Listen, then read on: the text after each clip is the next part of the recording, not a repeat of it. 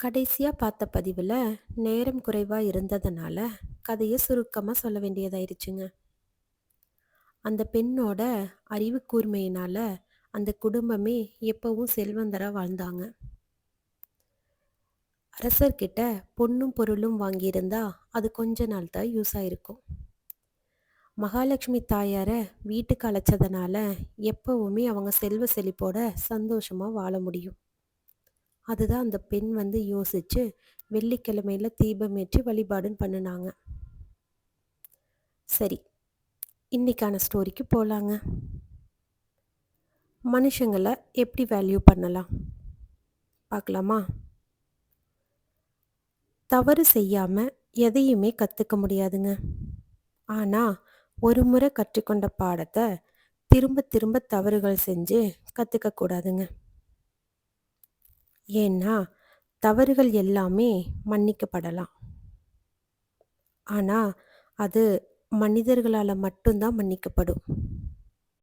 பிரபஞ்சம் அதைய கர்மாவா சேகரிச்சு வச்சுட்டே இருக்கும்.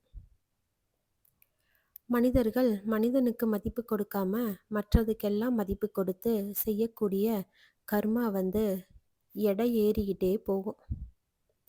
தராசில் இருக்கக்கூடிய பொருளோட எடை அதிகமாக இருக்கா, கல்லோட எடை அதிகமாக இருக்கான்னு நம்மளால பார்க்க முடியும்.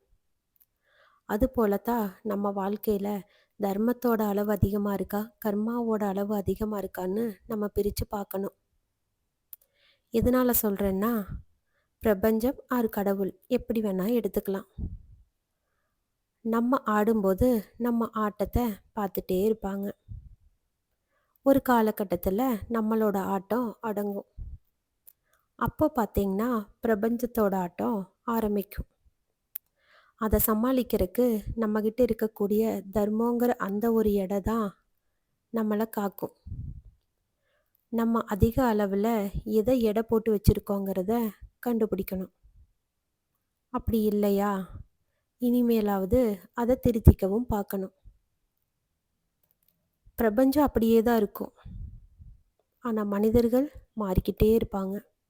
இன்றைக்கி நான், நாளைக்கு என் குழந்தைங்க, நாளான்னைக்கு என் குழந்தைகளோட குழந்தைங்க, அதுக்கு அடுத்தது அந்த குழந்தைங்களோட குழந்தைங்க. நம்ம அப்போ எங்கே இருப்போம்? காத்தாவா, ஊற்றாவா? தெரியாது. மனிதர்களை மதிப்போம். பாசம், அன்பு, அரவணைப்பு, இது எல்லாருக்குமே கொடுப்போம். மனிதர்கள் எல்லாரையுமே மனிதர்களாக மதிப்போம். பார்க்கலாங்க.